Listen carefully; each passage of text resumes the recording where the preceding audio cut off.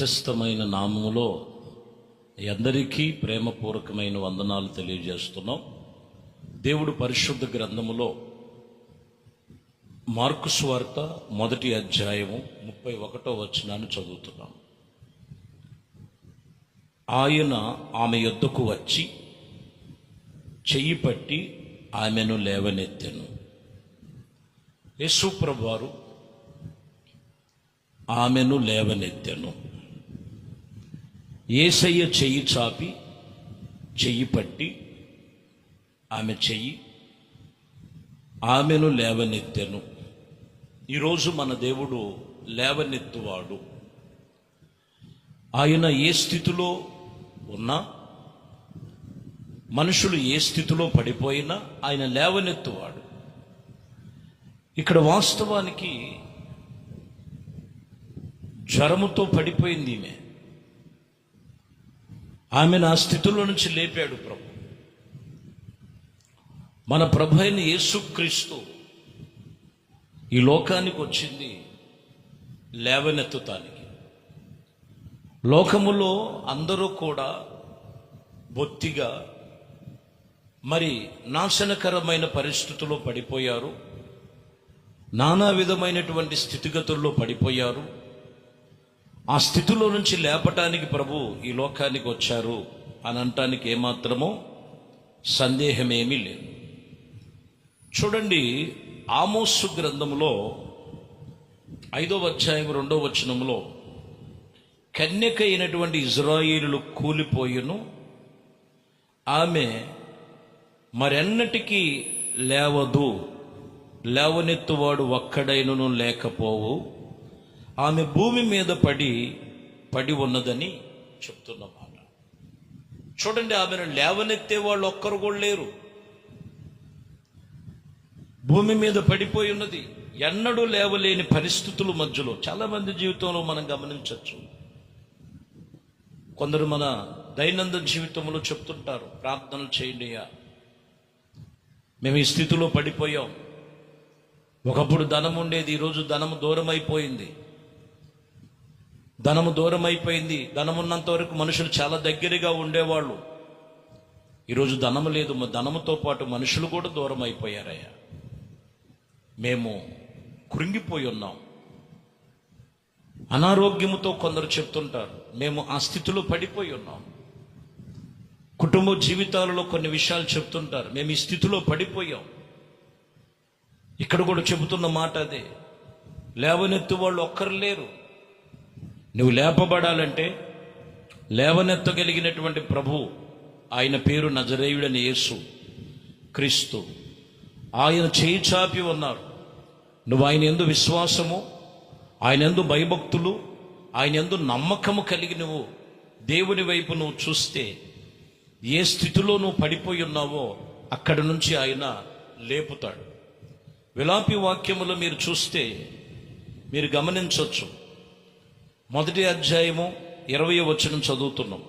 యెహోవా దృష్టించుము, నాకు ఇబ్బందులు కలిగి నా అంతరంగములో క్షోభిస్తూ ఉన్నది. నేను చేసిన గొప్ప ద్రోహమును బట్టి నా గుండె నాలో కొట్టుకులాడుచున్నది. వీధులలో ఖడ్గము, జననష్టము జరుగుచున్నది. ఇళ్లలో నానా మరణకరమైన వ్యాధులు ఉన్నవి. చూసారా, ఇక్కడ ఉండండి, చూడండి, మీరు చూస్తే చాలా ఇబ్బందుల్లో ఉన్నాం. ఇదిగో మా అంతరంగము శోభిస్తూ ఉన్నది. గొప్ప ద్రోహము చేసి ఉన్నాము మీ దృష్టిలో. మా గుండె మాలో కొట్టుకులాడుతుంది. మా వీధులలో ఖడ్గము, జననష్టము జరుగుచు, ఇళ్లలో నానా విధమైనటువంటి మరణకరమైనటువంటి వ్యాధులతో కృంగిపోయి పడిపోయి ఉన్నారు. అటువంటి వారిని లేవనెత్తువారు లేరని వారు అలమటించిపోతున్నారు. వాస్తవానికి వీళ్ళు దేవుని సన్నిధిని మరచిన వారుగా ఉన్నారు. ఈరోజు దేవుని సన్నిధిని మర్చిపోవద్దు, దేవుణ్ణి మర్చిపోవద్దు. నిన్ను లేవనెత్తువాడు ఆయన. నువ్వు ఏ స్థితిలో ఉన్నా లేవనెత్తువాడు ఆయనే. లోకములో ఎన్నో చూడొచ్చు, ఎంతో మంది ఉండొచ్చు, నాకు పర్వాలేదు, కొండల్లాంటి మనుషులు ఉన్నారని నువ్వు అనుకోవచ్చు. ప్రయోజనం లేదు ప్రియులరా. మనం ఆరాధిస్తున్న దేవుడు జీవము కలిగిన దేవుడు. ఆయన వైపు నీ మనసు త్రెప్పాలి, నిన్ను ఆ స్థితిలో నుంచి లేపుతాడు. ఎందుకంటే ఒకసారి దావీదు లేని సమయంలో దావీదు దగ్గర సంపాదించినటువంటి సంపద ఇంకా ఇంకా వాళ్ళ భార్యను కూడా ఎత్తుకొని వెళ్ళిపోయేటువంటి పరిస్థితుల్లో ఒక సంఘటన జరిగింది. ఈ సంఘటన జరిగినప్పుడు దావీదు గాలింపుల్లో మొత్తాన్ని వెతుక్కుంటూ వస్తున్నటువంటి మార్గములో ఒకడు పడిపోయి కనపడుతున్నాడు. సమూయేలు, మొదటి సమూయేలు గ్రంథంలో 30వ అధ్యాయం 13వ వచనంలో మనం చదువుతాం. దావీదు, నీవు ఏ దేశపు వాడు? పడిపోయిన వాడిని పరామర్శిస్తున్నాడు. ఏ దేశపు వాడవు, ఎక్కడి నుండి వచ్చితివని వానిని అడగగా, అందుకు వాడు, నేను ఐగుప్తిలో పుట్టి అమాలేకీలలో ఉన్నటువంటి వానికి నేను దాసుడినైతిని. 3 దినముల క్రిందట నేను కాయలై పడితిని, కాబట్టి నా యజమానుడు నన్ను విడిచిపెట్టి పోయాడు. చూసారా, ఎక్కడ పడ్డాడంట? 3 దినాలు అన్నం లేదు, ఆహారం లేదు, ఒంట్లో బాగోలేదు, వీడికి రోగం వచ్చేసి కాయలై పడిపోయాడు. వాస్తవానికి ఐగుప్తులో పుట్టినోడు, అమాలేకీలకు దాసుడుగా ఉన్నాడు. వాళ్ళతో పాటు వచ్చాడు. బలం ఉన్నంత వరకు, ఓపికన్నంత వరకు వీడితో అనేకమైనటువంటి పనులు చేయించుకున్నారు. వీడెప్పుడైతే పనికి రాలేదో ఆ కాయలు పడిన వాడిని విడిచిపెట్టేసి వెళ్ళిపోయారు. ఈరోజు మనిషి జీవితం అది.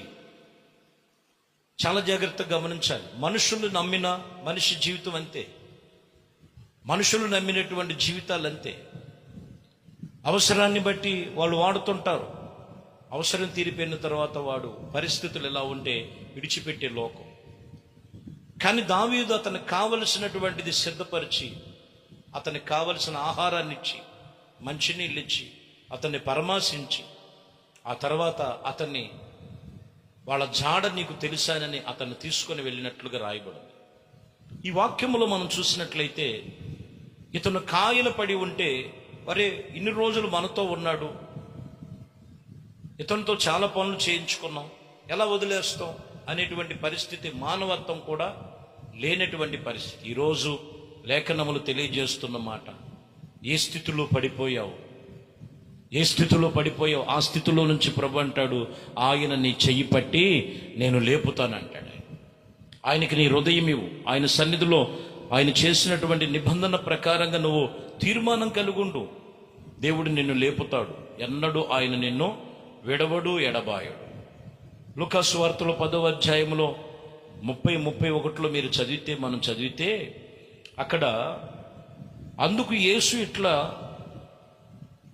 అని, ఒక మనుషుడు యెరూషలేము నుండి యెరికో పట్టణమునకు దిగి వెలుచు దొంగల చేతుల్లో చిక్కుకొని, వాడు తన బట్టలు దోచుకొనెను, తనను కొట్టి కొనోపురితో విడిచెను. ఇక్కడ మీరు గమనించాలి, ఇతను యెరూషలేములో ఉండవలసిన వాడు యెరికోకు దిగిపోయాడు.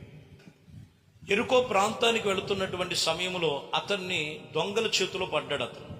అతన్ని కొట్టి, అతని దగ్గర బట్టలు దోచుకొని, అతన్ని కొనూపురుతో పడేసి. బాగా గమనించాలి.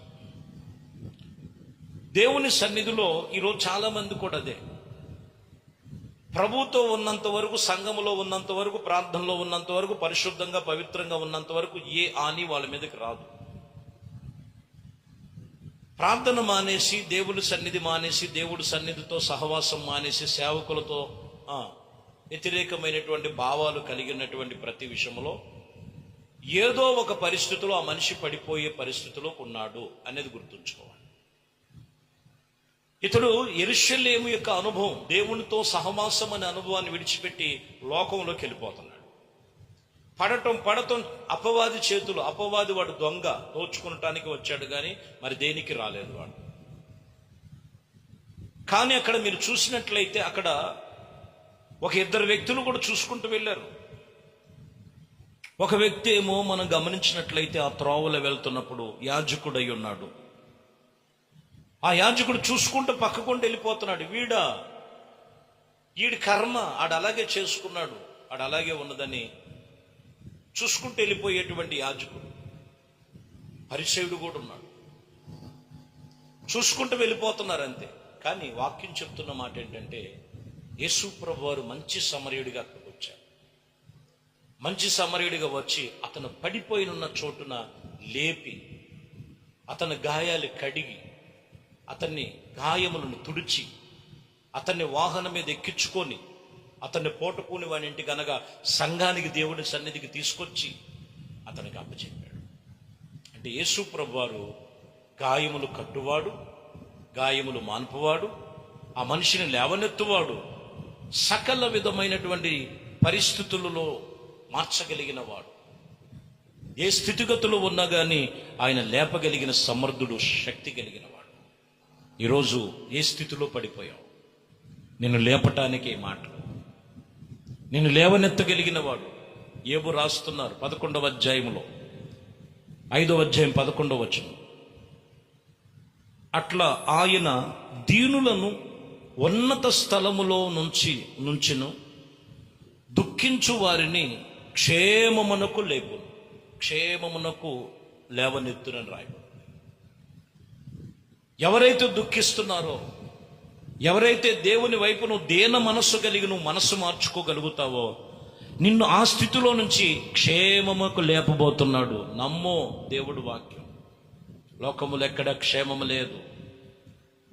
లోకములో ఎక్కడ కూడా నీకు క్షేమకరమైన పరిస్థితులు లేవు. జీవము కలిగిన దేవుని సన్నిధిలో అదే యోబు రాస్తున్నారు, దీనులను ఆయన ఉన్నత స్థలములోనే ఉంచగలిగిన వాడు, దుఃఖపడుతున్నటువంటి వారిని క్షేమమునకు లేవనెత్తువాడు, క్షేమమునకు లేపుతాడు.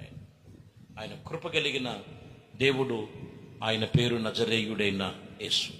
కాబట్టి ప్రియమైన దేవుని బిడ్డలారా, ఈరోజు ప్రభు చేయి చాపే ఉన్నారు నిన్ను లేపుతానికి. నువ్వు సిద్ధముగా ఉన్నావా ఆయనకి చెయ్యవటానికి, ఆయనకి మనసునివ్వటానికి, ఆయన మాటలను విని ఆయన మాటల ప్రకారంగా నడవటానికి నువ్వు సిద్ధముగా ఉన్నావా? ఏ స్థితిలో ఉన్నా కానీ దుఃఖపడుతున్న నీ జీవితాన్ని, నేలన పడిన నీ జీవితాన్ని, కృంగిపోయిన నీ జీవితాన్ని, అనగారిపోయిన నీ జీవితాన్ని లేవనెత్తగలిగిన సమర్థుడు, శక్తి కలిగిన దేవుడు ఆయనే ప్రభు అయిన యేసుక్రీస్తు. ప్రార్థన చేద్దాం. తీర్మానం చేసి ఒక నిబంధన చేయి. పరిశుద్ధుడా, ప్రేమ కలిగిన తండ్రి, దయగలిగిన మా ప్రభువా, చెయ్యి పట్టి లేపే దేవుడవు నీవు. ఈరోజు వాక్యం చెప్తున్న మాట, లేవనెత్తువాడవు నీవు. అన్ని విషయంలో ఈ వాక్యం విని ప్రార్థనలో ఏకీభిస్తున్న వారిని లేవనెత్తండి, క్షేమమునకు లేవనెత్తండి. ప్రతి వ్యతిరేకతలు, విరోధములు తొలగించి, ఆటంకములు తొలగించి, సమస్తమును కూడా ఆశీర్వాదముతో లేవనెత్తి మీ కృపతో నింపమని నజరేయుడైన యేసుక్రీస్తు నామములో ప్రార్థించి వేడుకొనుచున్నాము తండ్రి, ఆమేన్. ప్రభు మిమ్మల్ని దీవించి ఆశీర్వదించి లేవనెత్తునుగాక. ఆమేన్.